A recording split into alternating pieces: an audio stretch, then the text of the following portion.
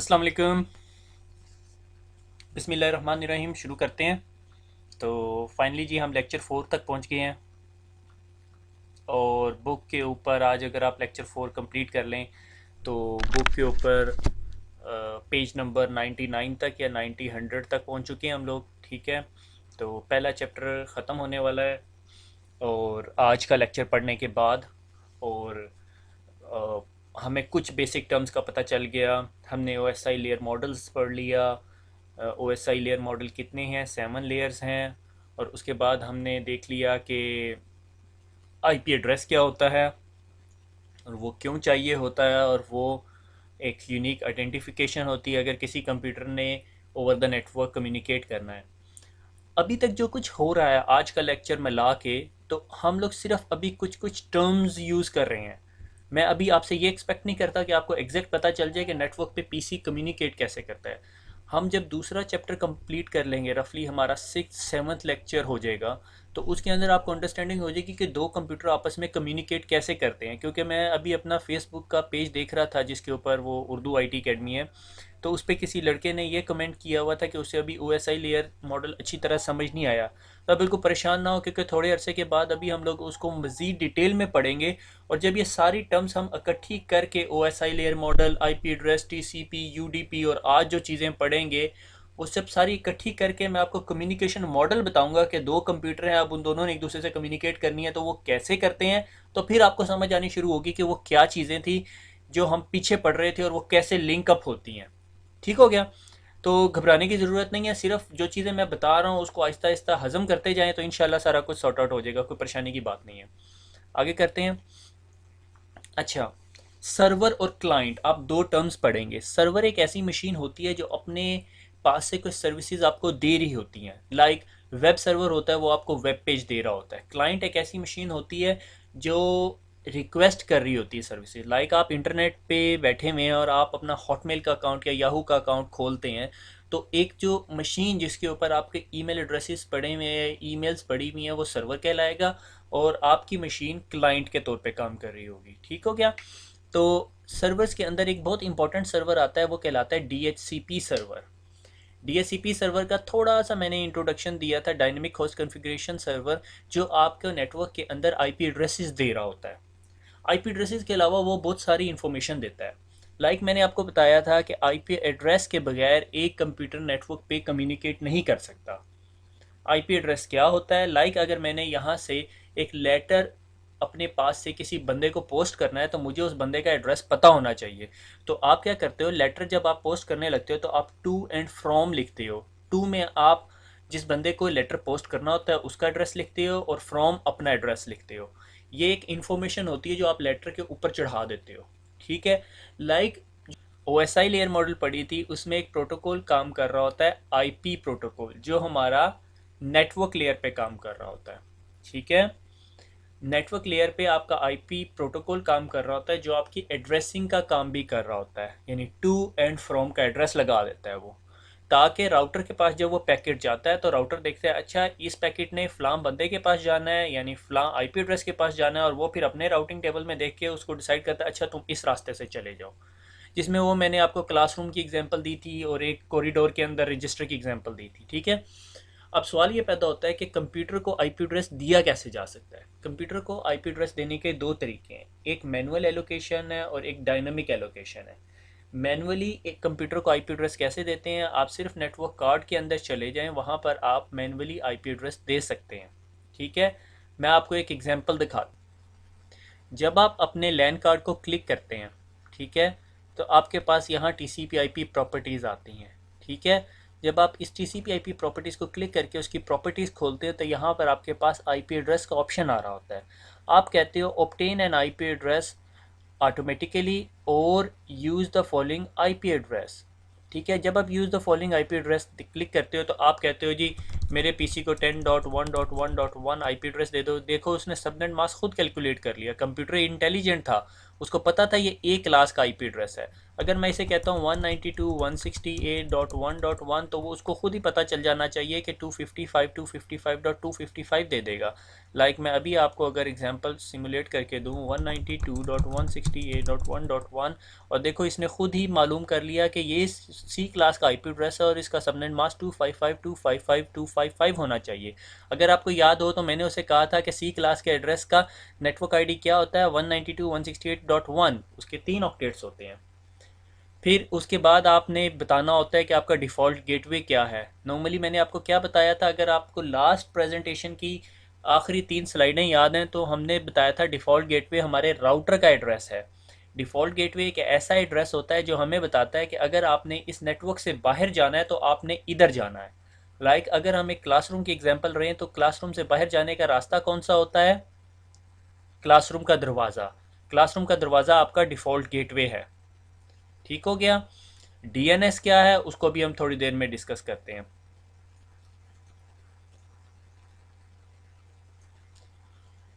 वापस स्लाइड पर आते हैं, अगली स्लाइड पे वैसे मैंने डिस्कस किया हुआ ये क्या कुछ है।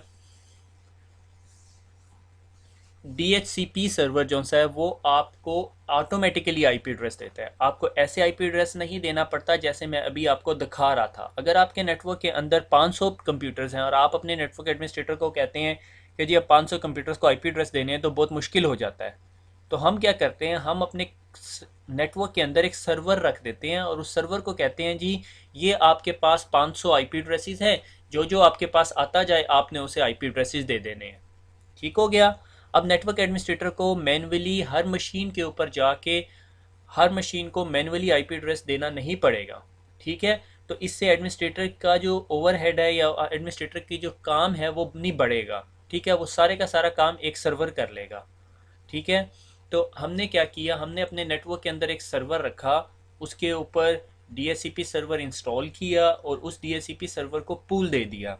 ये बिल्कुल CCNA लेवल की चीज़ नहीं है कि DHCP सर्वर कैसे बनाना है, ये MCSE लेवल की चीज़ है। मगर पहले मैं ये CCNA कंप्लीट करने के बाद हम लोग प्लान कर रहे हैं कि MCSE लेवल की कुछ बेसिक जो ट्रेनिंग वीडियोज़ हैं वो बना दी जाएँ, DHCP सर्वर कैसे इंस्टॉल करते हैं, कैसे कन्फिगर करते हैं और DNS सर्वर। मगर ये थर्ड प्रायोरिटी की चीज़ है, पहले हम CCNA कंप्लीट करेंगे, दूसरे फेज़ में हम CCNA की वीडियोस जो लैब्स हैं वो करेंगे और थर्ड फेज़ के अंदर हम ये सर्वर्स कंप्लीट करेंगे। तो बस आप दुआ करते रहें। अच्छा, हमने ये देख लिया कि DHCP सर्वर एक ऐसा सर्वर होता है जो आपको डायनामिकली आईपी एड्रेस देता है। आईपी एड्रेस असाइन करने के दो तरीके हैं, एक मैनुअली जिस तरह आपको दिखाया गया है कि आप हर मशीन पे जाएं और आईपी एड्रेस दें, और इसमें एक बात का हमेशा ध्यान रखना है कि दो कंप्यूटर्स का एक जैसा आईपी एड्रेस नहीं होना चाहिए। अगर दो कंप्यूटर्स को आप एक जैसा आईपी एड्रेस दे दोगे तो एक कंप्यूटर या दोनों कंप्यूटर की स्क्रीन पर आपको आ जाएगा कि जी मुझे नेटवर्क में अपने जैसा एक और आईपी एड्रेस नज़र आ रहा है। उस मैसेज को कहते हैं आईपी एड्रेस कॉन्फ्लिक्ट।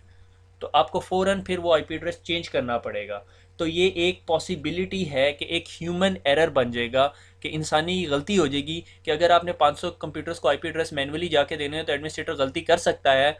बेचारे ने लंच ब्रेक करने जाना था वो भी उसने मिस की, तो वो गलती से दो कंप्यूटर्स को एक जैसा आईपी एड्रेस दे सकता है। फिर आप कैसे ढूंढेंगे? आपको हर मशीन पे बारी बारी जाके देखना पड़ेगा कि किस किस मशीन पे कॉन्फ्लिक्ट आया है, जिस जिस मशीन पे कॉन्फ्लिक्ट आया फिर उसको बारी बारी फिर दोबारा चेंज करना पड़ेगा।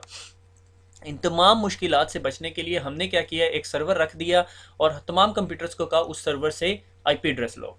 अब सवाल ये पैदा होता है कि अगर हमने उस कंप्यूटर ने उस सर्वर से आईपी एड्रेस लेना है तो वो कंप्यूटर कम्युनिकेट कैसे करेगा, उसके पास तो आईपी एड्रेस है ही नहीं। ठीक हो गया, ये एक पॉसिबिलिटी है। उसका क्या तरीका है कि जब कंप्यूटर एक ऑन होता है, ये तमाम फेजेस हैं इस डायग्राम को अगर आप ध्यान से देखें, जी पेन पकड़ लेना ने, ठीक है। मैंने ये कंप्यूटर को ऑन किया, ये यहाँ पर जी कंप्यूटर का बटन था, मैंने उसे दबाया, कंप्यूटर ऑन हो गया, बूटअप हुआ। अभी ऑपरेटिंग सिस्टम लोड हो गया। लोड होने के बाद उसने देखा कि जी मेरे पास नेटवर्क कार्ड है और उसमें केबल लगी हुई है। ठीक है। तो नेटवर्क कार्ड ने एक एक्शन एक्टिवेट किया कि मैं ये देखूं कि मेरे पास आईपी एड्रेस है या नहीं। उसने देखा मेरे पास तो आईपी एड्रेस ही नहीं है। वो फिर अपनी कॉन्फ़िगरेशन देखेगा कि मैं आईपी एड्रेस कहाँ से ले सकता हूँ। तो हमने उसे लिखा हुआ था, वो जो रेडियो बटन बना हुआ था जो मैंने अभी पिक्चर दिखाई, आगे आगे भी दिखाऊंगा। ये देखो, ये obtain N IP address automatically. जब हम कंप्यूटर को ये कह देते हैं आपने अपना आईपी एड्रेस ऑटोमेटिकली ऑब्टेन करना है, तो वो क्या करता है, नेटवर्क के ऊपर ब्रॉडकास्ट करना शुरू कर देता है। ठीक है।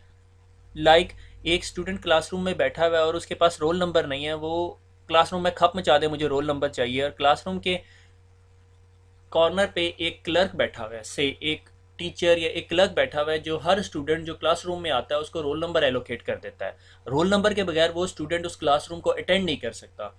तो जब भी कोई स्टूडेंट खप मचाता है यानी ब्रॉडकास्ट करता है, तो वो जो क्लर्क है वो खड़ा होता है और उसे कहता है इधर आ जाओ मेरे पास। ठीक है, तो इस कंप्यूटर ने ऑन होते साथ ब्रॉडकास्ट या डीएचसीपी डिस्कवर मैसेज भेजा। डिस्कवर के भी पता करो जी किस कौन मुझे आईपी एड्रेस दे सकता है। लाइक स्टूडेंट क्लासरूम में खड़ा होता है, कहता है मेरे पास आईपी एड्रेस नहीं है, तो वो कॉर्नर में जो क्लर्क बैठा होता है जो ये सर्वर है वो कहता है अच्छा भाई मैं तुम्हें आईपी एड्रेस दूंगा। वो क्लाइंट को क्या करता है, वो क्लाइंट को कहता है कि ऑफर मैसेज, ये सारे मैसेजेस ब्रॉडकास्ट हो रहे हैं। ठीक है, सब सुन रहे हैं। ठीक है, क्लासरूम में वो भी क्लासरूम के एक कॉर्नर पे बैठा हुआ है, क्लर्क दूसरे कॉर्नर में। क्लासरूम में वो लड़का खड़ा होकर कहता है भाई मुझे कौन आईपी एड्रेस देगा। तो क्लासरूम में जितने स्टूडेंट हैं जिन सबके पास आईपी एड्रेस हैं वो सब सुन रहे हैं इस मैसेज को, मगर वो उसको तवज्जो नहीं देते क्योंकि उनमें से कोई क्लर्क नहीं है जो उसे आईपी एड्रेस दे। ठीक है, तो जो क्लर्क होगा सिर्फ वो ही आईपी एड्रेस देगा।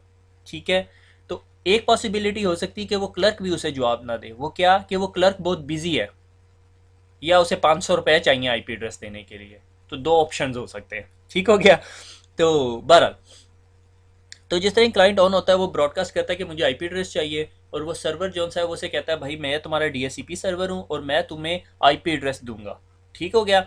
वो फिर उसे एक छोटी सी अर्जी लिख के भेजता है, कहता है ठीक है जी फिर मुझे दे दें, मेहरबानी करें। ठीक है, तो वो फिर जब सर्वर है वो जब उसकी रिक्वेस्ट देखता है जिसमें 100 रुपये का नोट भी होता है, तो वो उसकी रिक्वेस्ट अप्रूव कर देता है और उसे कहता है ठीक है जी ये तुम्हारा आईपी एड्रेस है, और वो उसके बाद उसे एक आईपी एड्रेस दे देता है। लाइक उसने कहा ठीक है भाई तुम्हारा आईपी एड्रेस है 10.1.1.10। ठीक है, और उस आईपी एड्रेस के साथ वो उसे बताता है कि अगर तुमने किसी 10 के अलावा किसी नेटवर्क से बात करनी है तो तुमने जी अपने डिफ़ॉल्ट गेटवे के पास जाना है, और उस डिफ़ॉल्ट गेटवे का एड्रेस है 10.1.1.1। ठीक हो गया। जब इसको ये आईपी एड्रेस मिल जाता है उसके बाद डीएचसीपी सर्वर इसको कुछ और इन्फॉर्मेशन भी देता है। लाइक उसे बताता है कि तुम्हारे डीएनएस सर्वर का एड्रेस ये है। डीएनएस सर्वर क्या है? डीएनएस सर्वर एक ऐसा सर्वर है जो आपकी नेम टू आईपी रेजोल्यूशन करता है। ठीक हो गया, वो उसका भी एड्रेस दे देता है। मसलन नेम टू आईपी रेजोल्यूशन क्या होती है, अब आप लोग यहाँ पे कंफ्यूज हो जाएंगे। ठीक है, नेम टू आईपी रेजोल्यूशन एक ऐसी रेजोल्यूशन होती है जो आपको किसी एक ऐसे सर्वर के पास लेके जाती है जिसका आपको आईपी एड्रेस नहीं पता होता मगर आपको नाम पता होता है। ठीक है, इसकी एग्जांपल देता हूँ। आप जाते हो, आप इंटरनेट एक्सप्लोरर पे वहाँ पे लिखते हो yahoo.com। ठीक है, आपको अगर मैं कहूँ कि आपको yahoo.com की जगह लिखना होगा जी 20.1.1.1, तो आप मुझे बताओ आप कितनी डोमेन्स के नाम याद रख सकते हो।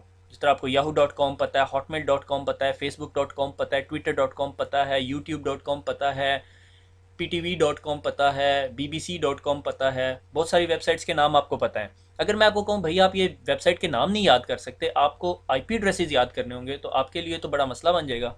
ठीक है, तो इस चीज़ से को ईजी करने के लिए, यूज़र फ्रेंडली करने के लिए एक सर्वर बनाया है।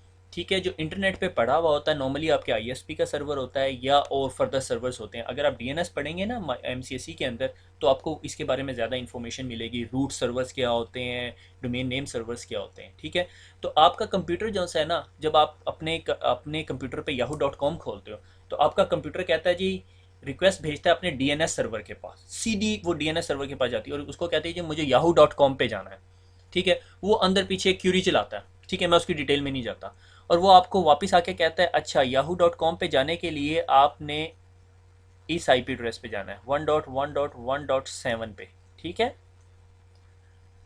और आपका कंप्यूटर फिर एक पैकेट बनाता है और उस पैकेट में लिखता है जी मेरे पास से जा रहा है, आपका आईपी एड्रेस है जी 10.1.1.10 और मैंने जाना है, मेरा डेस्टिनेशन आईपी एड्रेस है 1.1.1.7 जो कि एक्चुअली याहू का है। और जब वो वहाँ जाता है तो याहू आपको अपना पैकेट भेजता है वापस, और जिसमें आपका एक्सप्लोरर आपके लिए वो याहू का पेज खोल देता है। ठीक हो गया, ये डीएनएस का एड्रेस है। अब सवाल ये पैदा होता है कि आपको कैसे पता चलेगा जी आपके डीएनएस सर्वर का एड्रेस कौन सा है। ठीक है, आप ब्रॉडकास्ट करके नहीं बताओगे। अगर कंप्यूटर यूं ही हर चीज़ को ढूंढने के लिए ब्रॉडकास्ट करने लग गया तो फिर नेटवर्क में हर वक्त ब्रॉडकास्ट होती रहेगी। एक चीज़ होती है जो कहलाती है डीएचसीपी ऑप्शंस। लाइक आप कभी एक जू में जाते हैं, चिड़ियाघर में जाते हैं, ठीक है, तो ज़ू पे जाते साथ ही या किसी बड़े बिल्डिंग में या बड़े शॉपिंग मॉल में जाते साथ ही आपको फ्रंट पे एक मैप लगा हुआ नज़र आता है, और उस पर लिखा होता है ठीक है जी, अगर आपने मछलियाँ देखनी है या एक्वेरियम्स वाली साइड पे जाना है तो आप जी फलां जगह जाएंगे और आप यहाँ पर हैं अभी मैप में इस तरफ। और अगर आपने से कोई वाइल्ड लाइफ टाइप ऑफ चीज़ देखनी, शेर वेर देखना है, बबर शेर देखना है, तो आप इस साइड पे चले जाएं, ठीक है। अगर आपने हाथी देखना है तो इस साइड पे चले जाएं। आपके पास वो पूरे का पूरा मैप होता है। और अगर थोड़े से अच्छे चिड़ियाघर में चले जाएं तो वो आपको ब्रोशर दे रहे होते हैं और आपके हाथ में मैप होता है और आप सारा मैप देख के फॉलो कर रहे होते हैं, ठीक है। अगर मैंने चिड़ियाघर जाना है, अगर मैं थक गया हूँ तो कैफ़े किधर मिलेगा, होटल किधर मिलेगा, ट्रेन किधर मिलेगी, सारी इन्फॉर्मेशन होती है, ठीक है। इस सिनेरियो को आप चाहे शॉपिंग मॉल में ले लें या कभी आप सिटी में चले जाएं या कभी आप बड़ी एग्जीबिशन में चले जाएं, तो सारा कुछ होता है जी। आईटी की एग्जीबिशन यहाँ लग रही है, इलेक्ट्रॉनिक्स की एग्जीबिशन यहाँ लगी हुई है, इस चीज़ की एग्जीबिशन यहाँ लगी हुई है, कपड़ों की एग्जीबिशन यहाँ लगी हुई है, आपको सारी इन्फॉर्मेशन होती है, ठीक है। तो इसी तरह जब आप डीएससीपी सर्वर के पास जाते हैं, डीएससीपी सर्वर आपको आईपी एड्रेस देने के साथ साथ आपको बताता है डिफ़ॉल्ट गेटवे ये है, आपका डीएनएस एड्रेस ये है। तो जब आपने डीएनएस सर्वर से बात करनी होती है तो आपको डीएनएस के पता का पता होता है, आप खुद ही सीधे डीएनएस के पास जाते हो, आप हर दफ़ा ब्रॉडकास्ट नहीं करते। इसकी एग्जांपल यही, क्लासरूम में एक लड़का खड़ा हुआ, उसने ब्रॉडकास्ट की मुझे आईपी एड्रेस चाहिए, वो क्लर्क कहता है ठीक है मेरे पास है, वो उसको एक दरखास्त भेजता है, उसमें 100 रुपये का नोट भी डाल देता है ताकि जल्दी क्यूरी सॉल्व हो जाए ना। समझते हैं आप लोग सारे, ठीक है, करते भी होंगे सारे, ठीक है। और वो क्लर्क जो है उसको आईपी एड्रेस वापस दे देता है, ठीक है जी ये आपका आईपी एड्रेस है। साथ नीचे ना बता देता है जी अगर आपने क्लासरूम से बाहर जाना है तो ये दरवाज़ा है, अगर आपने टॉयलेट जाना है तो यहाँ जाना है, अगर आपने कैफ़े में जाना है तो यहाँ जाना है। अगर आप 500 रुपये और डाल दें तो शायद आपको अंदर की और स्टोरियाँ भी सुना दे, ठीक है। बहरहाल डीएनएस सर्वर, डीएससीपी सर्वर बड़ा ईमानदार होता है, वो सिर्फ सबको वही इन्फॉर्मेशन देता है जो वो एक बंदे को दे रहा होता है, ठीक है। तो इन शॉर्ट ये कि जी ये डीएससीपी सर्वर है जो आपको डायनेमिकली आईपी एड्रेसेस देता है। अब अगर आपके पास 500 कंप्यूटर्स हैं और 500 कंप्यूटर ब्रॉडकास्ट करते हैं तो डीएससीपी सर्वर उन सबको आईपी एड्रेसेस दे देगा, उन सबको आईपी एड्रेसेस भी मिल जाएंगे, उनको डिफ़ॉल्ट गेटवेज भी पता चल जाएंगे, उनको डीएनएस सर्वर के एड्रेसेस भी पता चल जाएंगे।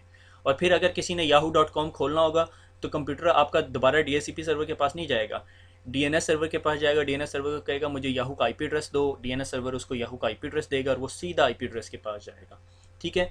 डीएससीपी सर्वर आपको आईपी एड्रेस पक्का पक्का नहीं देता होता, ठीक है। वो आपके एडमिनिस्ट्रेटर पे डिपेंड करता है, वो कहता है ठीक है जी इस बंदे को आईपी एड्रेस दे दो 1 घंटे के लिए। जब आपका वो घंटा पूरा हो जाता है या 2 घंटे के लिए या 8 घंटे के लिए, एक स्टैंडर्ड टाइम मेरे ख्याल में 8 घंटे होता है, डीएससीपी सर्वर आपको 8 घंटे के लिए आईपी एड्रेस देता है लीज के तौर पे, उसको कहते हैं डीएससीपी लीज, ठीक है।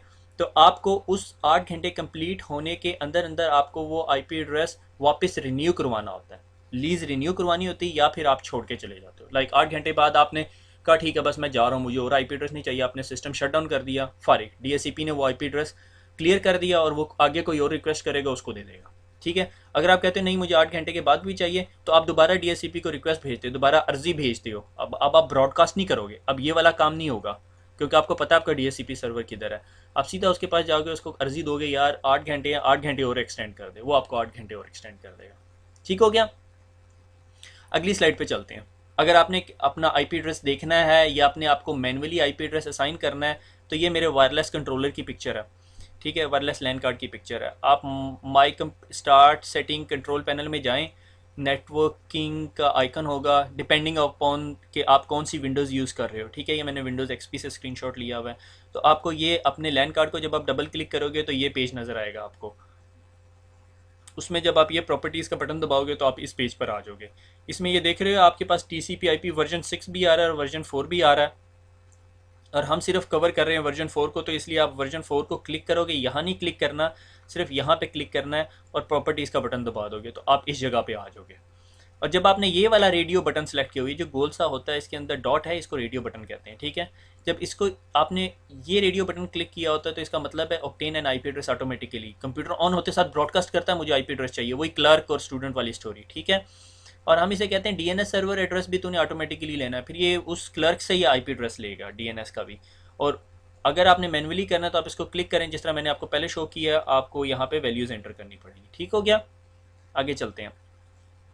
अगर आपने ये मालूम करना है आपका आईपी एड्रेस क्या है, एक तो आप पीछे जो मैंने प्रोसीजर बताया उससे कर सकते हो। दूसरा प्रोसीजर ये है कि आप IP कॉन्फ़िग लिखोगे और आपको ये IP कॉन्फ़िग /all ये कमांड प्रॉम्प्ट में लिखोगे, ठीक है। तो आपको ये सारी इन्फॉर्मेशन आ जाएगी। इसके अंदर आपकी जो इन्फॉर्मेशन हमने डिस्कस करनी है वो है फ़िज़िकल एड्रेस, ठीक है, क्योंकि फिजिकल एड्रेस मैंने स्लाइड में नहीं डाला, मुझे इसलिए थोड़ा साइड पे होकर थोड़ा समझाना पड़ेगा। ठीक है, आपको ये उसने आईपी एड्रेस दिया हुआ है, ये आपका सबनेट मास्क है क्योंकि क्लास सी है, इसलिए उसने आपको ये बताया जी आपका डिफ़ॉल्ट गेटवे जो से आप ये एड्रेस ये है, ये देखो इसने आपको डीएचसीपी सर्वर ने अपना एड्रेस भी दे दिया है। डीएचसीपी सर्वर ने आपको क्यों एड्रेस दिया है, क्योंकि अगर आपकी लीज एक्सपायर हो जाए तो आप जो सा है उसके पास वापस जाओ, ब्रॉडकास्ट ना करो, पूरी क्लास को डिस्टर्ब ना करो, बस उठ के सीधा उसके पास जाओ और वो आपको दोबारा रिन्यू कर देगा। और डीएनएस सर्वर का एड्रेस देखो आपको दिया हुआ 174.2, अगर आपने yahoo.com या google.com कहीं पर भी जाना है तो वो आपको ले जाएगा। और ये देखो लीज ऑब्टेन और लीज एक्सपायर, कि किस टाइम उसने आपको लीज दी है और लीज कब एक्सपायर हो रही है। 12 बज के 1 मिनट से पहले पहले आपने लीज दोबारा रिन्यू करनी है। अगर आपने नहीं की तो आपको जो सा है आईपी एड्रेस ये छोड़ना पड़ेगा और आप नेटवर्क पे कम्युनिकेट नहीं कर सकोगे। अगर आपका एक ऐसा डीएचसीपी सर्वर है जो बहुत सारे लोगों की रिक्वेस्ट फुलफिल कर रहा है, लाइक आपकी क्लासरूम बहुत बड़ी होगी है, तो आपको 2 डीएचसीपी सर्वर क्लासरूम में बिठाने पड़ेंगे। ठीक है, ताकि ये ना हो कि सब उस बंदे की लीज एक्सपायर होने लगे और वो उसे रिन्यू ना करवा सके क्योंकि उसके पास रश लग गया उस क्लर्क के पास, और वो डिस्कनेक्ट हो जाए, वो क्लास से टर्मिनेट हो जाए या कुछ ऐसा चक्कर हो जाए। ठीक है, ट्रांसपोर्ट लेयर, अगर आप अपनी 7 लेयर ओएसआई लेयर मॉडल याद करें तो उसमें ट्रांसपोर्ट लेयर एक लेयर का जिक्र किया था मैंने, जो लेयर 4 थी, application presentation session transport. Transport layer session layer के बाद आती है। ट्रांसपोर्ट लेयर क्या करती है, how data is transmitted in TCP IP environment, की डाटा कैसे ट्रांसमिट करना है मैंने। ठीक है, और उसमें क्या क्या मेन फंक्शन है। अगर आपको याद हो, ट्रांसपोर्ट से हमने बनवाया हुआ था तनवीर साहब, जो क्या करते हैं आपकी तमाम फाइल, बड़ी सारी फाइल उठाते हैं और उसको छोटे छोटे सेगमेंट्स में चॉप कर देते हैं। ठीक है, कि अगर इन केस अगर वो फाइल गिर जाती है कहीं पे तो वो एक पोर्शन ही गिरे फाइल का, ज़्यादा पोर्शंस ना गिरे फाइल के। ठीक है, तो और क्या करता है, receive data from the upper layer, ऊपर की लेयर से सारे का सारा डाटा आया। से मैंने कहा, मैंने ऊपर अपने एक एक्सप्लोरर खोला जो मेरी एप्लीकेशन लेयर थी, और मैंने कहा yahoo.com mail.yahoo.com, और वहाँ से मैंने कहा मैंने अपने फ्रेंड को जो सा है ये ईमेल भेजनी है, और ईमेल में मैंने अटैचमेंट बना दी। ठीक है, वो अटैचमेंट थी कोई 1 गीगाबाइट की, जो कि आप नहीं कर सकते मगर से फॉर एग्जांपल। ठीक है, अब जब वो ऊपर की लेयर ने पैकेट ट्रांसलेट किया, प्रेजेंटेशन ने, सेशन ने, जब ये ट्रांसपोर्ट लेयर के पास आया, ट्रांसपोर्ट लेयर 1 गीगाबाइट बहुत बड़ा है, उसने 1 गीगाबाइट को चॉप कर दिया। ठीक है, मल्टीपल सेगमेंट्स में। ठीक है, सेगमेंटेशन होगी यहाँ पे, ये याद रखना है अपने टर्म, सेगमेंटेशन। ट्रांसपोर्ट लेयर पे आपका क्या बन जाते हैं, सेगमेंट्स बन जाते हैं छोटे छोटे छोटे। ठीक है, अब वो कहता है इन सेगमेंट्स को मैंने कैसे भेजना है, टीसीपी के जरिए या यूडीपी के जरिए। अगर आपको याद है तो मैंने टीसीपी यूडीपी में डिफरेंस बताया था, कनेक्शन ओरिएंटेड प्रोटोकॉल और कनेक्शन लेस। कनेक्शन ओरिएंटेड में मैंने एग्जांपल दी थी, मेरे दोस्त ने लाहौर जाना है, मैंने उसे कहा तू ऐसे ऐसे करके अपने कज़न को कहा कि भाई तू इसे मोटरसाइकिल में बिठा के ले जा, कनेक्शन ओरिएंटेड कम्युनिकेशन। ठीक है, और आके मुझे बताना कि वो मेरे दोस्त को तुम डेवो टर्मिनल छोड़ आए हो या नहीं। और दूसरे दोस्त को मैंने, दूसरा जो दोस्त था वो मेरा करीबी नहीं था, मैंने उसे कहा यार यहीं से चिंची पकड़ और चला जा। ठीक है, वो कनेक्शन लेस कम्युनिकेशन थी। ठीक है, तो टीसीपी लेयर के ऊपर, ट्रांसपोर्ट लेयर के ऊपर जो हमारा टीसीपी और यूडीपी प्रोटोकॉल काम कर रहा होता है, वो देखता है अच्छा 1 गीगाबाइट का डाटा आ गया, मैंने इसे कैसे भेजना है, टीसीपी से भेजना है या यूडीपी से भेजना है, वो उस चीज़ को डिसाइड करके आगे भेज देता है। उसके अलावा वो 2-3 छोटे छोटे और काम कर रहा होता है, मसलन फ्लो कंट्रोल कर रहा होता है। से अगर 2 कंप्यूटर्स हैं और 2 कंप्यूटर आपस में डाटा ट्रांसफ़र कर रहे हैं, ठीक है, यानी एक कंप्यूटर के पास फिल्म पड़ी है और उसने कहा चलो यार मैं आपको फिल्म ट्रांसफ़र करता हूँ, या कोई बड़ी फाइल है या प्रेजेंटेशन है, ठीक है, वो उसको ट्रांसफ़र कर रहा है। तो क्या होता है कि ट्रांसपोर्ट लेयर ना आपका डाटा उठाती है और दूसरी मशीन की तरफ फेंक देती है। दूसरी मशीन कहती है जी आपने मुझे 10 पैकेट फेंके थे और आपने कहा पैकेट 1, पैकेट 2, पैकेट 3, 4, 5, 6, 7, 8, 9, 10, और वो आपको जवाब देता है, टीसीपी प्रोटोकॉल आप यूज़ कर रहे हो, कहता है मुझे मिल गया 1, 5, 7, 8। वो कहता है मैंने 10 फेंके थे, इसने 4 की एक्नॉलेजमेंट दी है। तो वो क्या करता है, वो कहता है अगली दफ़ा ना मैं इसे 4 पैकेट फेंकूंगा। तो वो अगली दफ़ा उसे क्या करता है कि 11, 12, 13, 14 भेज देता है। ठीक है, वो उसे एक्नॉलेजमेंट भेजता है 11, 12, 13, 14 रिसीव्ड। ठीक है, वो समझ आता है अच्छा जी इसने जो सा ये 10 पैकेट रिसीव नहीं कर सकता, ये 4 पैकेट रिसीव कर सकता है। उस पर की वजह बहुत सारी हो सकती हैं। एक वजह ये हो सकती है कि आपका कंप्यूटर फास्टर है, उसका कंप्यूटर स्लोअर है, या आपका कंप्यूटर फास्टर इंटरनेट से कनेक्टेड है और वो डायल अप पे कनेक्टेड है। ठीक है। तो ये फ्लो कंट्रोल कहलाता है, ये कि वो समझ लेता है ठीक है यार ये इतनी चीज़ें समझा सकता है। लाइक अगर मुझे थोड़े अरसे बाद मैं आपको एक एक घंटे का लेक्चर देने लग जाऊँ और थोड़े अरसे बाद मुझे जी फीडबैक मिले जी हमें समझ नहीं आ रही, तो मैं अपने लेक्चर का साइज़ छोटा कर दूंगा, डाटा उसमें छोटा कर दूंगा, मुझे समझ आ जाएगी जी बच्चे जो से हैं वो समझ नहीं सकते इतना, तो मैं प्रेजेंटेशन का साइज़ कम कर दूंगा, जो कि मैं नहीं करूँगा। ठीक है, तो मुझे फीडबैक भेजने की ज़रूरत नहीं है। मजाक कर रहा हूँ। अगर कोई मसला है you can come back to me any time. अब फेसबुक पे भी पेज है, ब्लॉग पे भी पेज है, you just come back to me any time, no problem at all. मैं अपना पर्सनल ईमेल एड्रेस देना नहीं चाहता, तो मैं कोशिश करूँगा। हम लोग अभी एक डोमेन हमने बाय की है, तो हमारे प्राइमर पे डिपेंड करता है कि कितनी जल्दी वो पेज हमें बना के दे दे, ताकि हम उसके ऊपर एक सॉर्ट ऑफ छोटा सा फॉर्म चला लें। ठीक है, तो अच्छा, अगली जो काम फ्लो कंट्रोल के बाद वो करता है, रिलायबिलिटी करता है। Provide the sequence number and acknowledgement. यही सीक्वेंस नंबर जो मैंने कहा था कि उसने कहा कि 1 2 3 4 रिसीव्ड और उससे एक्नॉलेजमेंट मिल गई। ठीक है, सीक्वेंसिंग कर रहा है। लाइक अगर मेरे पास एक 100 पेजेस की फाइल है, मगर मैं 100 पेजेस इकट्ठे नहीं भेजना चाहता, मैं हर पेज के ऊपर नंबर लगा देता हूँ 1 2 3 4 5 6 7 टिल 100, और 100 बंदों को कहता हूँ ये पैकेट ये पेजेस ले जाके फ़लाँ बंदे तक पहुँचा दो। ये सारे 100 के 100 पेजेस दूसरे बंदे के पास पहुँचेंगे, मगर डिफरेंट बंदे लेके जाएंगे और डिफरेंट रास्तों से लेके जाएंगे। अब रास्ते में उस बंदे के पास पहुंच गए 1 से लेके 100 तक, बस उसमें से उसने एक्नॉलेजमेंट, हर लेटर जो उसके पास पहुंच रहा है, हर पेज जो पहुंच रहा है, हर पेज के साथ वो मुझे डाकिए के हाथ साइन करवा के वापस एक रसीद भिजवाता है। तो मैं देखता हूँ मुझे पेज नंबर 1 की भी रसीद आ गई, 2 की भी, 3 की भी, 4 की भी, 5 की भी। अगर पाकिस्तान में आपने देखा हो, वो एक रिटर्न टिकट का कॉन्सेप्ट होता है कि अगर आपने डाकिए के हाथ या पोस्ट ऑफिस से कोई चीज़ भिजवाई है किसी दूसरी जगह, तो आप एक एक्नॉलेजमेंट या रसीद का तरीका होता है, तो जिस तरह ही वो बंदे को डॉक्यूमेंट मिलता है वो रसीद साइन कर देता है और आपको वो रसीद वापस आती है। तो this is known as acknowledgement. मैंने 100 पेजेस भिजवाए 100 डाकियों से, और हर पेज के साथ मैंने एक सर्टिफिकेट लगा दिया। ठीक है, गो कि मुझे उसकी कॉस्ट पड़ रही। यही तो कॉन्सेप्ट मैं आपको समझाना चाहता हूँ कि टीसीपी का ओवरहेड ज़्यादा होता है, कॉस्ट ज़्यादा होती है टीसीपी की कम्युनिकेशन की। तो जिस तरह ही उन बंदों को वो मिल जाती है, वो सर्टिफिकेट आपको वापस भेजते हैं, तो मैं देखता हूँ मुझे जी 1 से लेके 100 पेजेस की एक्नॉलेजमेंट आ गई है, जिसमें से 50, 51 और 53 पेज की नहीं आई। तो मैं 50, 51 और 53 पेज दोबारा भेजूंगा। This concept is known as retransmission.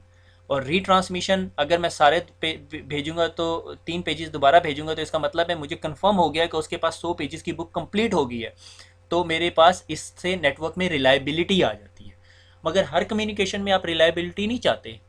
Like आप अगर आप वॉइस की ट्रैफिक ट्रांसफ़र कर रहे हो, मैं एक बंदे से दूसरे बंदे से बात कर रहा हूँ और मैंने जो जुमले के शुरू में 4 अल्फाज कहे थे वो उस तक नहीं पहुँचे, तो मुझे वो दोबारा पहुँचाने की ज़रूरत नहीं है। अगर वो दोबारा पहुँचाऊँगा तो वो जुमला पूरा सुन चुका होगा, उसको आखिर में जुमले के शुरू के अल्फाज पहुंच रहे होंगे।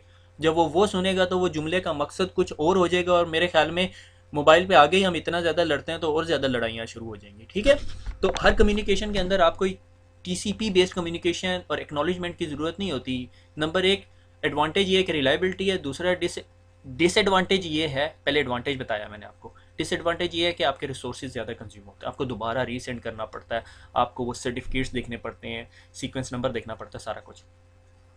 ट्रांसपोर्ट लेयर पे 2 मेन प्रोटोकॉल्स काम कर रहे होते हैं। ठीक है, टीसीपी यूडीपी हम खुद डिस्कस कर चुके हैं। टीसीपी कनेक्शन ओरिएंटेड होता है, आपको पता चल गया। Responsible of breaking messages into segments में डिवाइड कर देता है।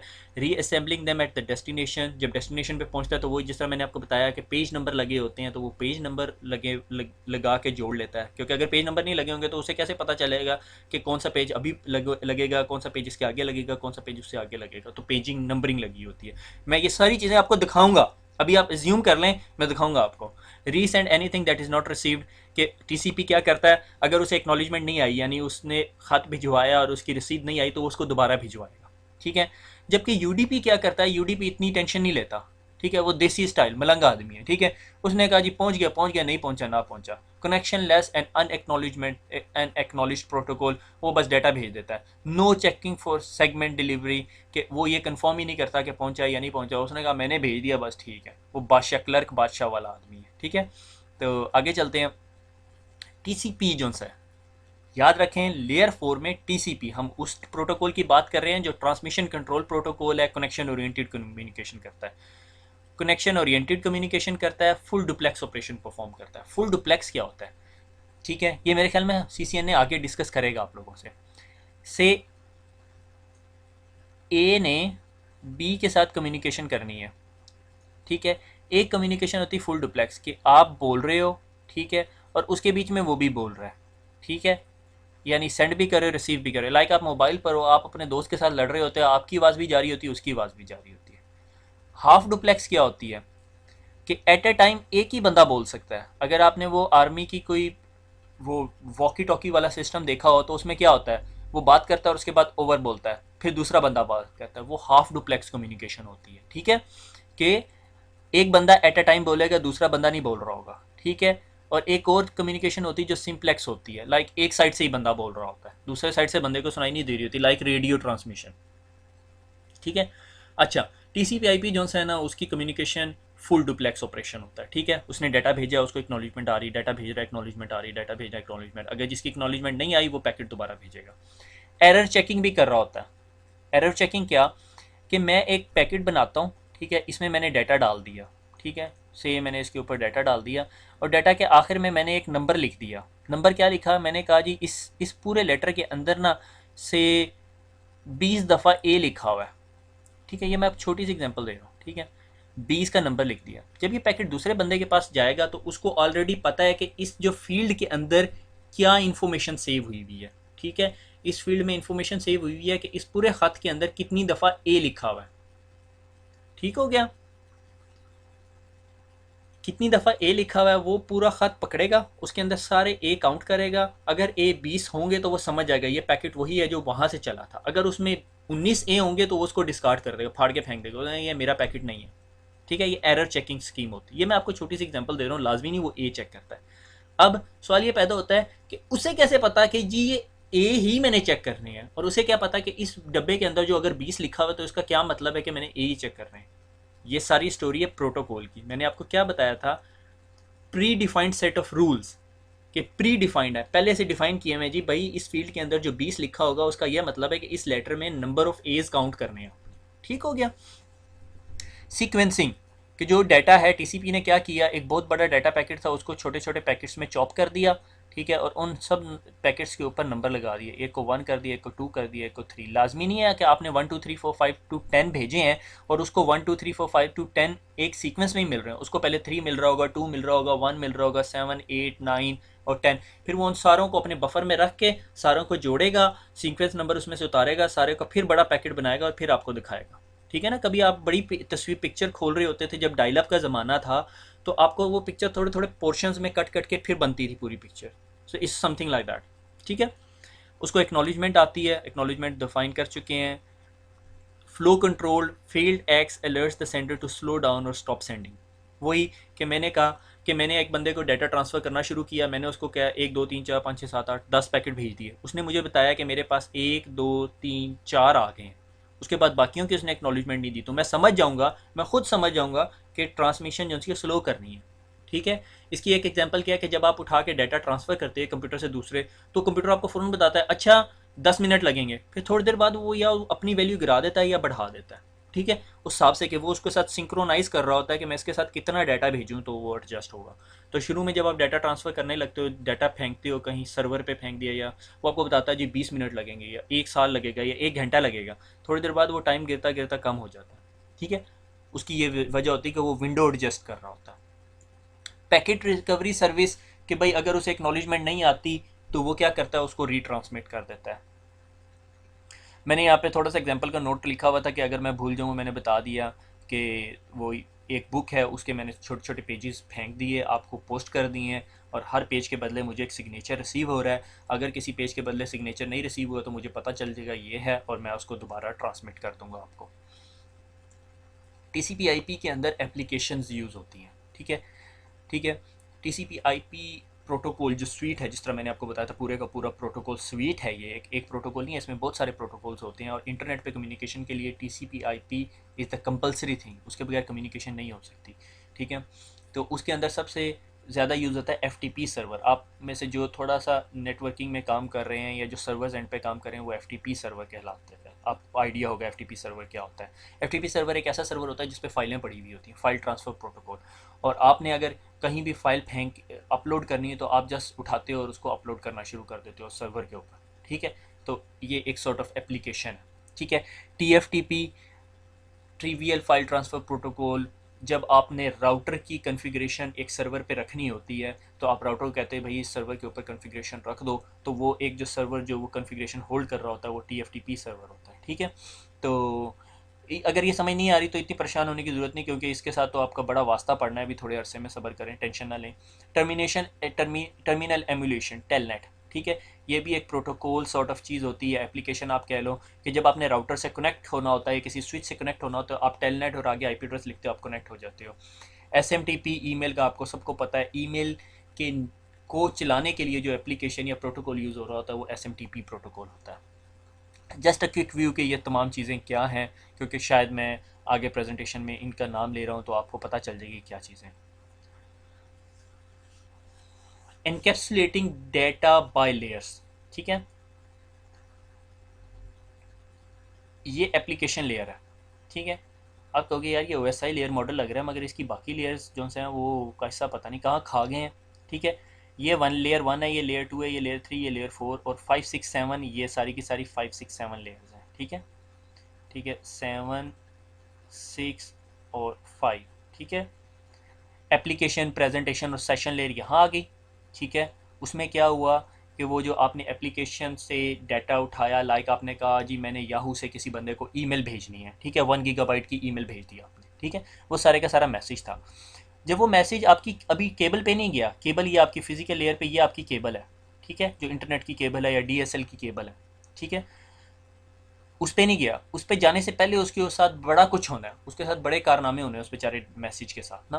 तो आपका वो सारे का सारा मैसेज जो है ना नीचे ट्रांसपोर्ट लेयर पर आया। ट्रांसपोर्ट लेयर पे अगर आप अभी पीछे अभी इतनी देर तक हम क्या पढ़ रहे हैं, ट्रांसपोर्ट लेयर पढ़ रहे थे, तो वहाँ पे TCP या UDP प्रोटोकॉल था। TCP ने क्या किया, अगर उसने TCP यूज़ करना है तो उसने उठाया, उसको चॉप कर दिया, उसको क्या कर दिया, चॉप्स, उस बड़े पैकेट के छोटे छोटे 2 10 12 पैकेट बना दिए, तो वो कहलाते हैं सेगमेंटेशन, सेगमेंट्स बन गए। मैसेज था या डाटा था ऊपर, और उसके क्या बन गए अब, सेगमेंट्स, क्योंकि वो डाटा चॉप हो गया, ठीक है। उसके बाद नेटवर्क लेयर के ऊपर एक आपका एक प्रोटोकॉल यूज़ हो रहा था जो IP प्रोटोकॉल कहलाता है, जो आपकी एड्रेसिंग का काम कर रहा होता है। आपको बताता है भाई ये आपका एड्रेस है, ठीक है, और आपने इस एड्रेस के पास जाना है और इस रास्ते से जाना है, ठीक है। तो जब आपके उस पैकेट के ऊपर एड्रेस लग जाता है, यानी एक और बंदे नेट ट्रांसपोर्ट लेयर ने उसके चॉपिंग कर दी, चॉपिंग करने के बाद उसके ऊपर से नंबरिंग शंबरिंग सारा कुछ कर दी, फिर उसके बाद उसने उस लफाफे को सील कर दिया, नेटवर्क लेयर वाले के पास आया, नेटवर्क वाले ने अपना एक और लफाफा चढ़ाया और उसके ऊपर टू एंड फ्रॉम का एड्रेस लिख दिया। जब वो नीचे आया डाटा लिंक लेयर पे, तो उसने क्या किया, आपका फिजिकल एड्रेस लगा दिया। अब सवाल ये पैदा होता है फिजिकल एड्रेस क्या होता है।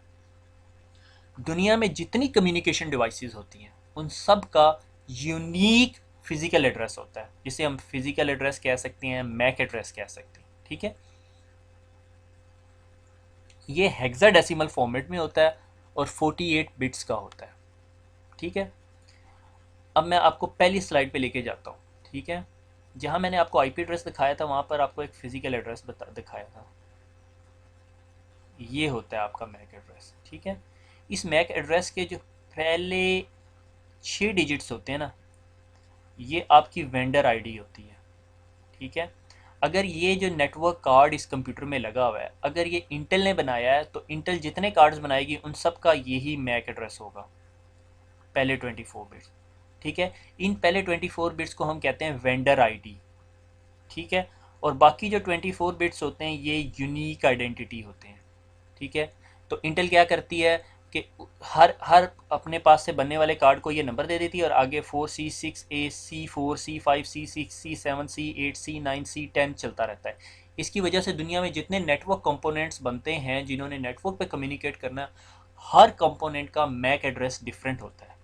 पहले 24 जो बिट्स होते हैं वो क्या होते हैं, वो वेंडर ID है जो बताता है भाई ये किस कंपनी का लैंड कार्ड लगा हुआ है, ठीक है। और जो दूसरी पोर्शन है वो क्या कहलाता है, यूनिक आइडेंटिटी। फिर वो वेंडर उसके अंदर इंक्रीमेंट कर करके उस नंबर को चेंज कर सकता है। वेंडर इस नंबर को कभी नहीं चेंज करेगा, इस नंबर को चेंज करेगा। हाँ, अगर उसके ये सारे नंबर कंज्यूम हो गए हैं वो दोबारा इंटरनेट के पास जाएगी और उससे दोबारा एक नया मैक एड्रेस लेगी और उसको यूज़ करेगी, ठीक हो गया। तो ये डाटा लिंक लेयर पे आपका वो मैक एड्रेस का ठप्पा लग रहा होता है, ठीक है ना। सही मैंने कहा जी मेरे घर का एड्रेस है जी से सेटलर टाउन सरगोदा, ठीक है, मगर आपने गली नंबर और मकान नंबर नहीं लिखा, तो डाटा लिंक लेयर क्या करती है, वो गली नंबर और मकान नंबर लिख लेती है। तो नेटवर्क लेयर्स पे आपको हायर लेवल नज़र आ रहे हैं, ठीक है, ये पंजाब में है, सरगोदा में है, सेटला टाउन में है। सेटला टाउन में किस स्पेसिफिक जगह पे है, तो वो डाटा लिंक लेयर ने डाल दी। फिर उसके बाद जब डाटा लिंक लेयर का हेडर लग जाता है, यानी उसका लिफाफा चढ़ जाता है, तो वो डाटा जो सा है वो फ्रेम बन जाता है। ठीक हो गया। और आपको ये बताता चलो कि डाटा लिंक लेयर या मैक एड्रेसेस पे जो चीज़ काम करती है वो हमारा स्विच होता है नॉर्मली, और आईपी एड्रेसेस पे जो काम करता है वो हमारा राउटर होता है। ठीक हो गया। और उसके बाद वो पैकेट आता है फिजिकल लेयर पे, और 0 1 की शक्ल में वो बेचारा दूसरे बंदे के पास चला जाता है। मैंने इसे बेचारा क्यों किया, बेचारे के साथ हुआ इतना कुछ है, तो ये पहुंच गया यहाँ पे। ठीक है। और इसने फिर दोबारा ये लिया, इसने देखा ये मेरा ही एड्रेस लिखा हुआ था, मेरा ही गली नंबर है, मेरा ही आईपी एड्रेस है। ट्रांसपोर्ट लेयर ने उन सेगमेंट्स को दोबारा जोड़ा, एक पूरी किताब बनाई और एप्लीकेशन लेयर पे पहुंच गया। और वो जो दूसरा बंदा उसका फ्रेंड, उसने वो एक्सप्लोरर खोला हुआ है, ईमेल में गया हुआ है और उसको ईमेल नज़र आ जाएगी। ठीक हो गया। सिंपल अंडरस्टैंडिंग है। OSI लेयर मॉडल अगर आपको नहीं समझ आया तो दोबारा OSI लेयर मॉडल की वीडियो समझें, और फिर उसके बाद ये आके समझें तो आपको दोबारा समझ आ जाएगी। ठीक हो गया। TCP हेडर, ठीक हो गया। TCP हेडर क्या चीज़ है, बहुत मुश्किल है, परेशान नहीं होना। अच्छा, सिस्को अपनी बुक के अंदर ना इसको ज़्यादा डिफाइन नहीं करती, मगर मैंने कोशिश की कि इसको ना सारा डिस्कस कर दूँ ताकि आपको समझ आ जाए। ठीक है। या आपको समझ आ जाएगी या आप CCNA छोड़ के भाग जाओगे। तो दोनों सिचुएशंस होगी तो अच्छा ही हो जाएगा। या CCNA छोड़ के भाग जाओगे तो कुछ और अच्छा कर लोगे, या फिर CC कहोगे नहीं यार पढ़नी है, ये समझ नहीं है, तो समझ लोगे। ठीक है। अगर आपको बिट्स बाइट्स नहीं ना पता तो इसको यहीं छोड़ के पहले बिट्स बाइट्स समझ लो। ठीक है। बिट्स बाइट्स क्या होते हैं कि अगर मैंने कहा ये एक ज़ीरो है तो इसका मतलब ये एक बिट है। ठीक है। अगर मैंने कहा ये 2 ज़ीरो हैं तो 2 बिट्स हो गए। अगर मैंने कहा ये 8 ज़ीरो हैं यानी 8 बिट्स हैं, तो आपके पास क्या बन जाएगी, एक बाइट बन जाएगा। ठीक है। ये बाइट्स नेटवर्किंग के अंदर बिट्स बाइट से नहीं भागना। ठीक है। ये एक बाइट है। ठीक है। ये एक बाइट है, ये लिखा हुआ नहीं नजर समझ आएगा, मैं इसलिए मैं बार बार बोल रहा हूँ। जब आपका पैकेट यहाँ से चला तो TCP IP लेयर ने, मैं आपको कह रहा हूँ, लिफाफा चढ़ाया, फिर नेटवर्क लेयर ने एक लिफाफा चढ़ाया, फिर डाटा लिंक लेयर ने एक लिफाफा चढ़ाया, फिर फिजिकल लेयर ने एक लिफाफा चढ़ाया। तो ये वही स्टोरी है। ये जो मैं आपको हेडर बता रहा हूँ ये एक्चुअली लिफाफा है। ठीक है। यानी मेरा पैकेट था, ये डाटा एक्चुअली, ये एक्चुअली प्योर डाटा है जिसके अंदर मैंने लिखा हाय हाउ आर यू। ठीक है। ये मैंने लिखा हुआ है। ठीक है। जब वो TCP IP लेयर के पास आया तो TCP IP लेयर ने ना अपना ये यहाँ पे एक हेडर लगा दिया। ठीक है। ये कितने बाइट का होता है, ये 20 बाइट का हेडर है, इसमें ये सारी इन्फॉर्मेशन है जो हम इन तमाम फील्ड में पढ़ेंगे। फिर वो ट्रांसपोर्ट लेयर के बाद नेटवर्क लेयर पे गया, नेटवर्क लेयर ने अपना IP का हेडर लगा दिया। ठीक है। फिर वो डाटा लिंक लेयर पे गया, डाटा लिंक लेयर ने अपना हेडर लगा दिया, फिर वो फिजिकल लेयर पे चला गया। एक्चुअल डाटा आपने देखा, आपका ये डाटा था सिर्फ। ठीक है। और ये बाकी जो से ये बेचारे पे लिफाफे चढ़े हुए हैं। इसकी वही एग्जांपल कि आपने अगर किसी को एक किताब देनी है, आप उसको वो 3 डब्बों में बंद करके दे देते हो। ठीक है। वो पहले पहला डब्बा खोलता है, फिर दूसरा डब्बा खोलता है, फिर तीसरा डब्बा खोलता है। मुझे अच्छी तरह याद है, हमारी एक कज़न थी, हमने उसकी कुछ सालगिरह मनानी थी, तो उसको हमने पता नहीं बहुत छोटा सा गिफ्ट दिया, मगर उसको कोई 20-25 डब्बों में बंद करके भेजा। तो वो जब उसको मिला तो वो समझ रही थी पता नहीं कितनी बड़ी चीज़ है, मगर उसने कुछ जब 10-20 डब्बे खोले तो उसको पता चला अंदर से तो बहुत छोटी सी कोई चीज़ निकली थी। मुझे याद नहीं आ रहा अभी क्या था वो। ठीक है। तो एक्चुअली ये डब्बा या कवर चढ़ाया है। कवर क्यों चढ़ाया है, क्योंकि इस कवर का बड़ा काम है, यहाँ पे इसके बगैर कम्युनिकेशन नहीं हो सकती। ठीक है। तो TCP IP जो आपको हेडर चढ़ाता है, TCP जो हेडर चढ़ाता है, सॉरी TCP IP नहीं, TCP जो हेडर चढ़ाता है वो 20 बाइट का होता है। ये देखो 20 बाइट। बाइट कैसे, एक 2 बाइट ये, 4 बाइट ये। देखो 0 से लेके 31 बिट्स हैं। ठीक है। यानी 32 बिट्स हैं। 32 को जब आप 8 पे डिवाइड करते हो तो 8 4 ज़ार 32। तो 4 बाइट्स ये हैं, 4 बाइट्स ये हैं, 4 बाइट्स ये हैं, 4 बाइट्स ये हैं, 4 बाइट्स ये हैं। 1 2 3 4 5, 5 4 द 20। तभी ये यहाँ तक बता रहा है आपको 20 बाइट्स का हेडर चढ़ता है आपका ऊपर। ठीक है। ये नीचे डाटा है। ठीक है। ये आपका डाटा है जिसमें आपने वो सारी स्टोरी लिखी हुई है। ठीक है। ये यानी उस बंदे का गिफ्ट है। ठीक है। मगर गिफ्ट के ऊपर आपने 20 बाइट्स का हेडर चढ़ा दिया। ठीक है। इस हेडर में क्या होता है, सोर्स पोर्ट और डेस्टिनेशन पोर्ट, कि ये कहाँ से जा रहा है और कहाँ पे आ रहा है। पोर्ट की एग्जांपल मैं भी आपको आगे दूंगा, बड़ी स्टोरी है वो भी। ठीक है। सीक्वेंस नंबर, सीक्वेंस नंबर क्या, वही जो पेजेस का सीक्वेंस नंबर है। मैंने कहा 1000 इसका, 1001, 1002, 3, 4, 5, 6। तो जब वो 1 गीगाबाइट का पूरा पैकेट, सारे पैकेट्स उसके पास पहुंच जाएंगे, तो उसने वो पैकेट्स कैसे जोड़ने हैं, ठीक है। एक्नॉलेजमेंट नंबर, कि मेरे पास 1 पहुंच गया, 2 पहुंच गया, 3 पहुंच गया, 4 पहुंच गया, 5 पहुंच गया, 6 पहुंच गया, इस तरह, ठीक है। हेडर लेंथ, हेडर लेंथ क्या होती है कि ये पैकेट, ये फील्ड आपके सिस्टम को, आपके कंप्यूटर को बताती है। ये सारा कुछ ट्रांसपेरेंट टू द यूज़र होता है। जब ट्रांसपेरेंट टू द यूज़र मैं कहता हूँ, तो इसका मतलब आपको अपनी आंख से नज़र नहीं आ रहा है ये काम कहाँ हो रहा है, मगर आपका कंप्यूटर कर रहा होता है, ठीक है। हेडर लेंथ सिर्फ 4 बिट्स की होती है। 4 बिट क्या, 1, 2, 3 और 4, 4 बिट्स की हेडर लेंथ होगी।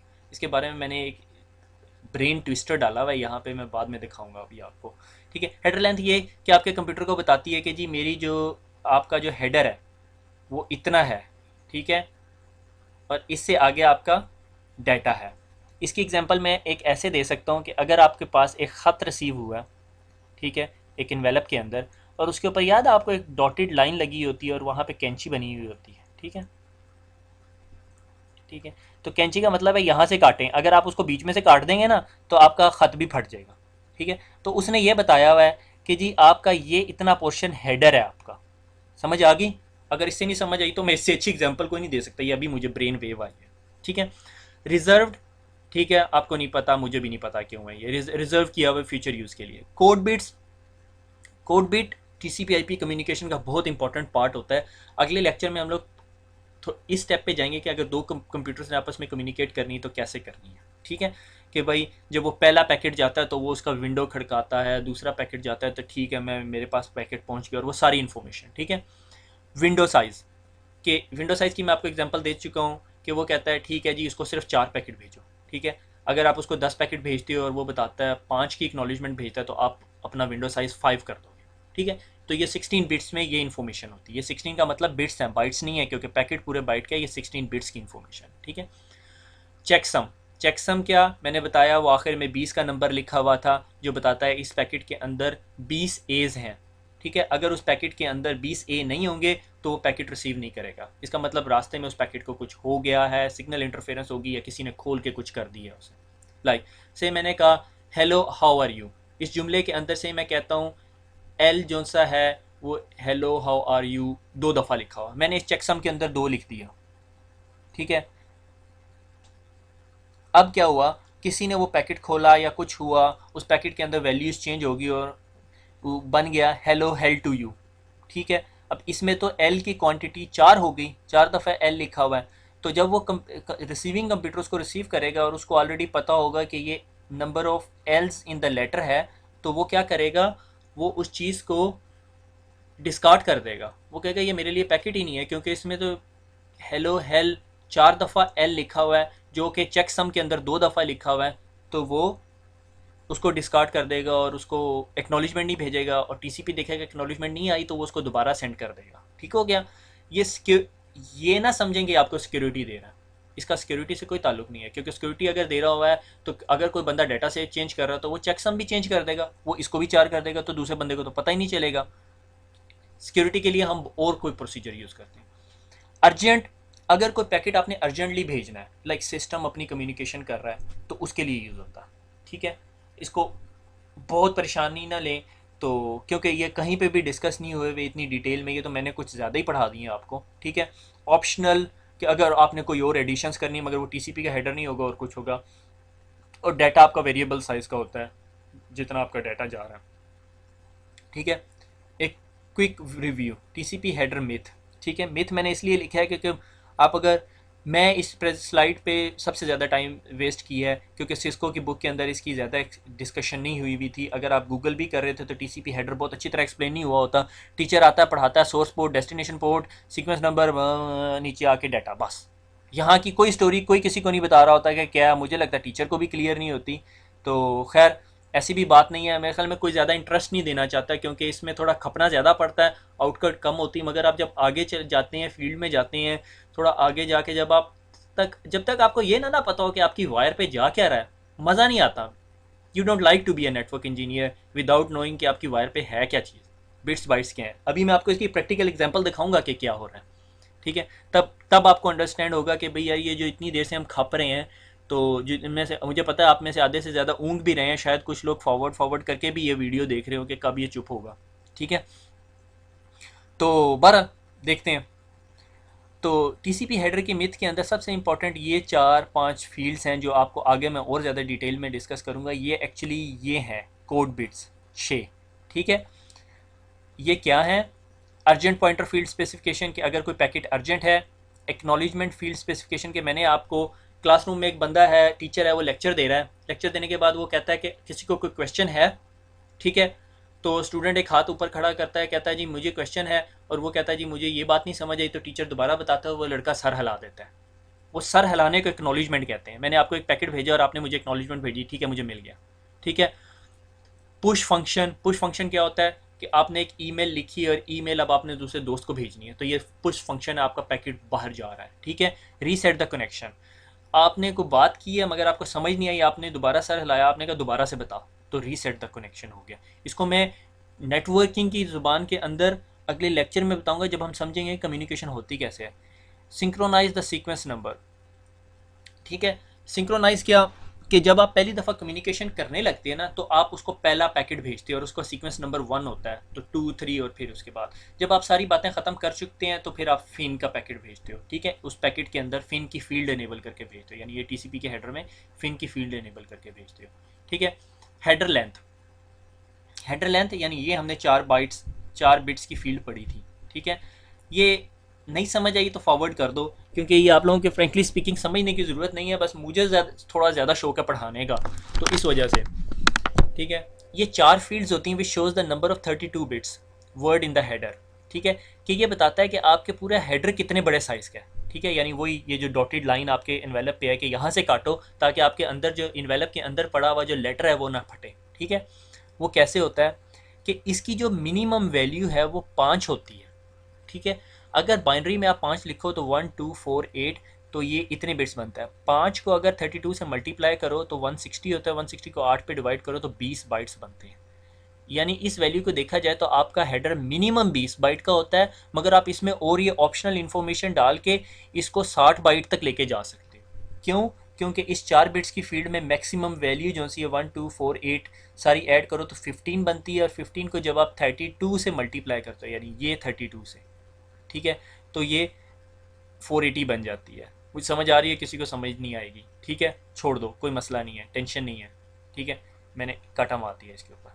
ठीक है, किसी को बहुत शौक हो इस चीज़ को समझने का, तो CCNA के बाद मुझे एक दफ़ा रिमाइंड करा देना, मैं आपको ये हेडर लेंथ का एक सेपरेट लेक्चर दे दूंगा कि हेडर लेंथ होती क्या है। ठीक है, क्योंकि ये बिट्स की वैल्यूज़ है, आपको इतने समझने की ज़रूरत नहीं है। CCNA में क्वेश्चन भी नहीं आएगा कि हेडर लेंथ कितने बिट की होती है और 4 बिट की एग्जाम्पल क्या है, 4 बिट में होता क्या है। एक्चुअली 4 बिट्स के अंदर एक्चुअली नंबर्स ही होंगे ना जो आपको बता रहे होंगे। ठीक है, आगे चलते हैं। ये एक टूल है वायर शार्क के नाम पे, वायर शार्क, ओके, गूगल कर लो। ठीक है, ये एक टूल है जो आपके पैकेट्स पकड़ता है नेटवर्क में जा रहे हैं। ठीक है, मैंने अभी जो ये ट्रांसमिशन हुई कि मेरे कंप्यूटर से किसी कंप्यूटर तक एक पैकेट जा रहा है जो TCP का है। ठीक है, ये देखो ये TCP का पैकेट है। ठीक है, TCP प्रोटोकॉल है ये, और मैंने जब TCP का हेडर खोला, ये देखो ये मैंने TCP का हेडर खोला है, let me take a highlighter. ठीक है, ज़्यादा गंद मचा दिया। ये देखो ये TCP का हेडर खोला है और इसने कहा जी सोर्स पोर्ट जो सी है वो 443 है और डेस्टिनेशन पोर्ट ये है।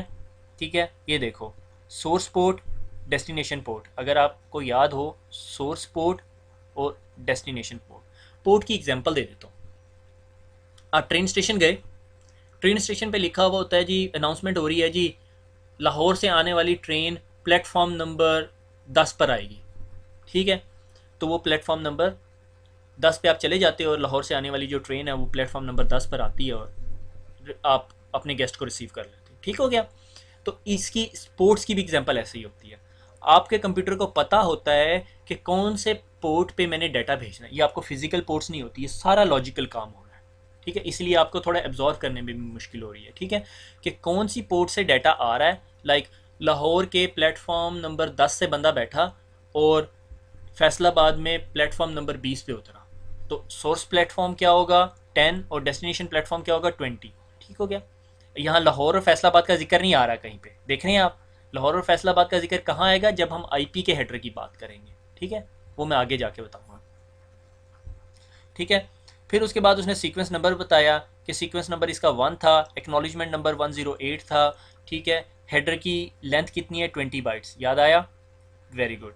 विंडो साइज वैल्यू के भाई 876 बाइट्स का विंडो साइज़ है, यानी इतने बाइट्स का डाटा भेज सकते हैं या रिसीव कर सकते हैं। और आगे ये चेकसम वैल्यू है, गुड चेकसम, बैड चेकसम, कि चेकसम कंप्लीट हुआ या नहीं, और ये वो सारी स्टोरी ये समझ आनी चाहिए आपको। इसमें से थोड़ी सी भी 50% भी समझ आ गई, दैट्स एनफ, बहुत है, ठीक है। मैं एक्चुअली इस पैकेट को लिया हुआ है और इस पैकेट का आपको टीसीपी का हेडर दिखा रहा हूँ। ये सारा टीसीपी का हेडर है। यूडीपी का हेडर देखा, वो 20 बाइट का था बेचारा, इतनी स्टोरियां सुनाता था, इसने टेंशन ही नहीं डाली, ठीक है। इसने कहा डाटा पहुंचता है नहीं पहुंचता मुझे कोई मसला नहीं है। उसने कहा जी प्लेटफॉर्म नंबर 10 से तूने चढ़ना है और 20 नंबर प्लेटफॉर्म पे उतर जाना है, तेरी लेंथ जो सी है पैकेट की इतनी है, और चेक समझिए, चेक कर लेना, इसमें 20 दफ़ा ये लिखा हुआ है, दैट्स इट। और साथ डाटा लगाया और भेज दिया, ठीक है। तो यार इस पैकेट के अंदर कम हेडर्स हैं, कम इन्फॉर्मेशन है आपकी, ठीक हो गया। मगर इसको कोई एक्नॉलेजमेंट के चक्कर नहीं, इसको कोई सीक्वेंस नंबर नहीं चाहिए, क्योंकि इसे टेंशन ही नहीं है। इसने उठाया पैकेट भेज दिया, पैकेट पहुंच गया, नहीं पहुंचा ना पहुंचे, कोई टेंशन नहीं, ठीक है। ये पोर्ट्स हैं, ठीक है। पोर्ट्स क्या होती हैं, जिसमें मैंने आपको डिफाइन किया कि प्लेटफॉर्म नंबर 21, 23, 25, लाइक मैं कहता हूँ मेरे पास लाहौर में एक स्टेशन है, उसके ऊपर मैंने कहा जी जो प्लेटफॉर्म नंबर 21 पे बंदा आए तो उसको जी हार पहना दो, प्लेटफॉर्म नंबर 23 पर आए तो उसको जूतियों वाला हार पहना दो, प्लेटफॉर्म नंबर 25 पर आए तो उसको क्या कर दो, समोसे खिला दो, प्लेटफॉर्म नंबर 53 पर आए तो उसको जी नान कबाब खिला दो। भूख लग गई, मैंने अभी खाना भी नहीं खाया, मज़े की बात ये है। तो ये प्लेटफॉर्म होते हैं, ठीक है। कंप्यूटर की ज़बान में ये पोर्ट्स होती हैं। और अगर कोई पोर्ट नंबर 21 पर आए तो उसको जी फाइल ट्रांसफ़र करवा दो, कोई पोर्ट नंबर 23 पर आए तो उसको जी टेलनेट करवा दो, राउटर में एक्सेस करा दो, एसएमटीपी मेल ट्रांसफ़र करवा दो, रिप एसएनएमपी, ठीक है। ये सारी पोर्ट्स हैं। अच्छा, अब पोर्ट्स में कन्फ्यूजन जो लोगों को होती है वो ये कि एक टीसीपी की पोर्ट होती है और एक यूडीपी की पोर्ट होती है। लाइक आपका टीएफटीपी सर्वर जो सा है या डीएनएस सर्वर जो सा है वो कम्युनिकेशन टीसीपी से करता ही नहीं है।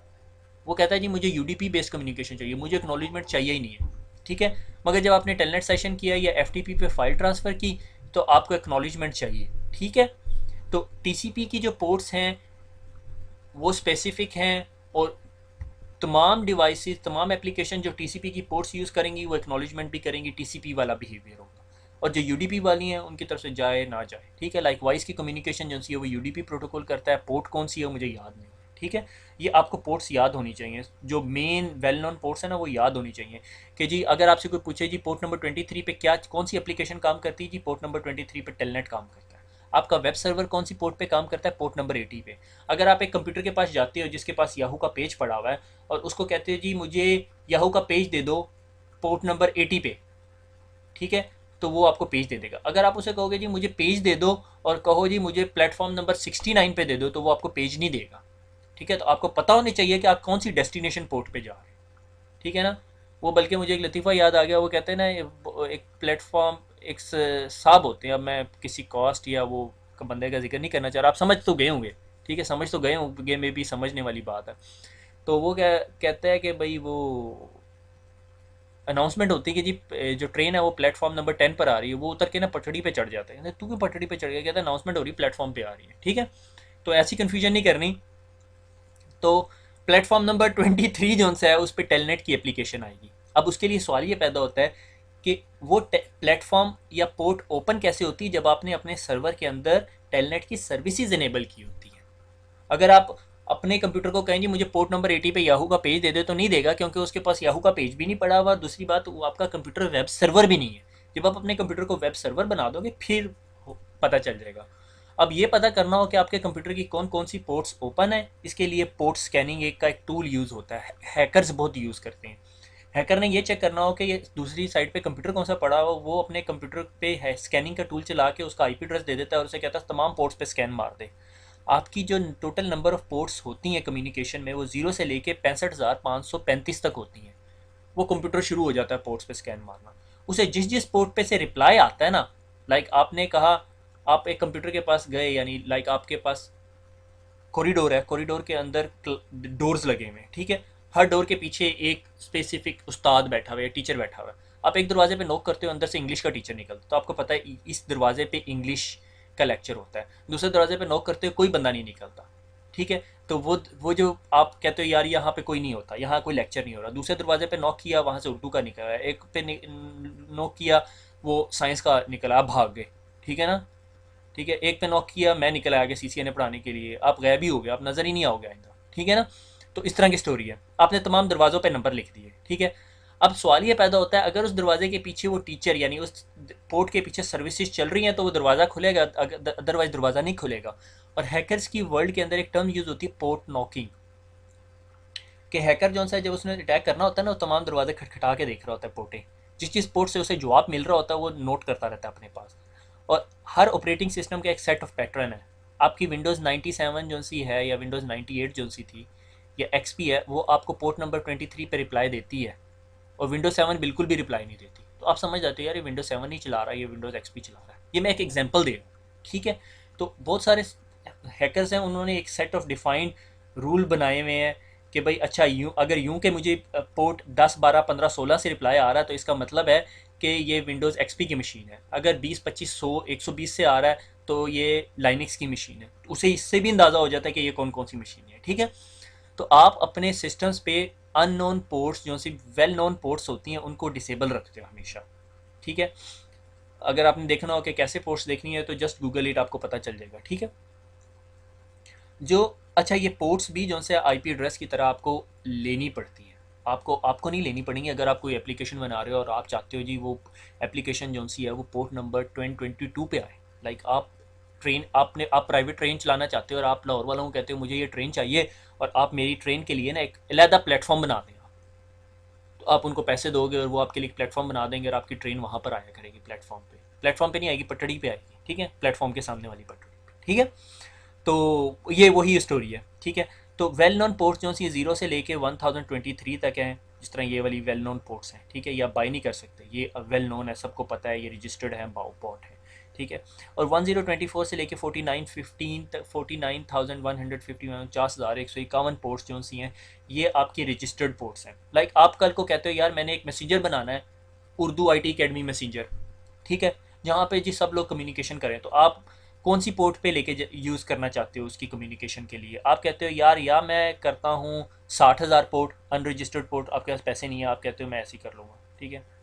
तो या आप कहते हो ठीक है नहीं मैं रजिस्टर करवाऊंगा 49,000 पोर्ट, आप उसके पास याना के पास जाओगे और उससे कहोगे मुझे रजिस्टर कर दो, वो रजिस्टर कर देगी। दुनिया में कहीं पर भी कोई भी एप्लीकेशन इंटरनेट पे इस पोर्ट पे जब कम्युनिकेशन करेगी तो एक्चुअली आपकी एप्लीकेशन ही होगी, ठीक हो गया। पोर्ट्स का कॉन्सेप्ट क्लियर हो गया, तो मेरा गला भी खुश्क हो गया। और आज हमने पढ़ा जी TCP और UDP क्या होता है, TCP कैसे कम्युनिकेट करता है, UDP कैसे कम्युनिकेट करता है, DHCP सर्वर पढ़ा, ऑटोमेटिकली IP एड्रेस दे रहा होता है। और फिर हमने TCP का हेडर और UDP का हेडर देखा। TCP के पास जब जाता है तो अपने हेडर पे सोर्स पोर्ट, डेस्टिनेशन पोर्ट और सारी इन्फॉर्मेशन लगा देता है, और अगर UDP के पास जाता है तो वो भी इसी तरह के काम करता है। और इसी तरह हम अपने चौथे लेक्चर के अख्ताम पे पहुँचे। दुआओं में याद रखिएगा, अगले लेक्चर पे मुलाकात होगी। अल्लाह हाफिज़।